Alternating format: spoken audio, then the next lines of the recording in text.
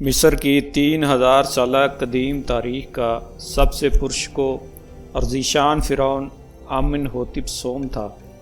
اس کا عہد مصری تاریخ کا سب سے پرامن، پرسکون اور خوشحال ترین عہد کہلاتا ہے۔ اسی فرعون کی ملکہ تئی کے ہاں، جو اپنے زمانے کی ایک مدبر و ممتاز اور تاریخ ساز ملکہ تھی، مصر کا مواحد اور مفکر فرعون اخناتون پیدا ہوا تھا۔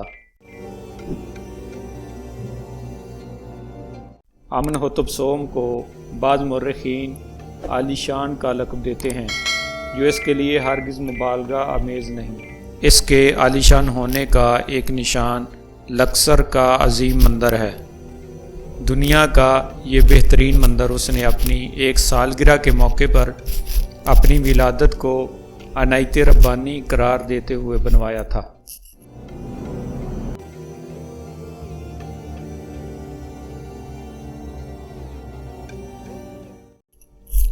اسی طرح اس کے متعلق یہ بات بھی مشہور ہے کہ اس نے اپنی بیوی کی فہمائش پر 1 میل لمبا اور 1000 فٹ چوڑا تالاب بھی بنوایا تھا، تاکہ وہ خاص تہوار کے دن مذہبی رسومات پوری کر سکے۔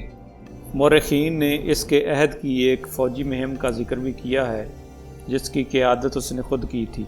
اگرچہ اس فوجی مہم کو کوئی تاریخی اہمیت حاصل نہیں ہے، مگر اس کے عہد کے کاتبین اور اس کے حواریوں نے اس مہم کی قصیدہ گوئی میں زمین اور آسمان ایک کر دیے۔ ایک کتبہ میں لکھا ہے کہ فضیلت مآب حضور بادشاہ سلامت بد نصیب ملکہ کوش کی سرزمین میں فتح و کامرانی کے جھنڈے گاڑنے کے بعد بحیثیت فاتح مصر کو لوٹے۔ بادشاہ سلامت نے اپنی اس عظیم فتح کا احوال ایک شادہ تختی پر کندہ کرایا۔ آج تک ایسی عظیم فتح ہمارے بادشاہ کے سوا کسی کو نصیب نہیں ہوئی، نہ ہی ایسا کوئی بادشاہ گزرا ہے جس نے اتنا شاندار کارنامہ انجام دیا ہو۔ دنیا کے اولین اور باضابطہ خطوط، جن کو تل المارنا کی تختیوں کے نام سے یاد کیا جاتا ہے، اسی عہد سے تعلق رکھتے ہیں۔ یہ دراصل آمنہوتپ سوم کے نام دوسرے ملکوں کے بادشاہوں، شہزادوں اور شام و فلسطین میں مامور مصری گورنروں کی جانب سے لکھے ہوئے سرکاری و نجی خطوط ہیں۔ ان مکتوبات کو دنیا کی مکتوب نگاری کے اولین نمونے قرار دیا گیا ہے۔ ان خطوط کا مطالعہ بہت دلچسپ اور لطف انگیز ہے۔ ان میں پیش کردہ تحائف کی فہرستیں ہیں، تازہ خبریں اور اطلاعات، ملکی سرگرمیوں کے جائزے، مکتوب نگاروں کے خاندانی اور نجی حالات اور بادشاہ سے کیے گئے استفسارات شامل ہیں۔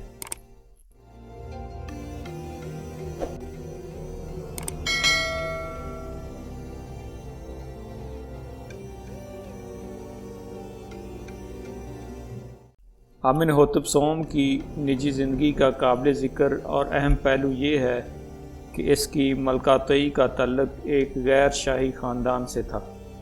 ملکہ تئی کے خاندان کے بارے میں مورخین میں بہت اختلاف ہے۔ ایک گروہ کا کہنا ہے کہ یہ مصر ہی کے ایک کم تر خاندان سے تعلق رکھتی تھی۔ وہ اپنی مقناطیسی جاذبیت اور بے پناہ حسن کی بنا پر ملکہ بنی، پھر اس نے اس قدر مقبولیت حاصل کر لی جو ایک فرعون کو زیب دیتی تھی۔ اگرچہ بعد ازاں فرعون آمنہوتپ سوم نے متانی کی شہزادی گلخپا سے شادی کر لی تھی، لیکن وہ تئی کے حسن اور محبوبیت کے سحر کو اپنے ذہن سے کم نہ کر سکا تھا۔ بعض دوسرے مورخین کے نزدیک تئی ہی متانی کی شہزادی تھی۔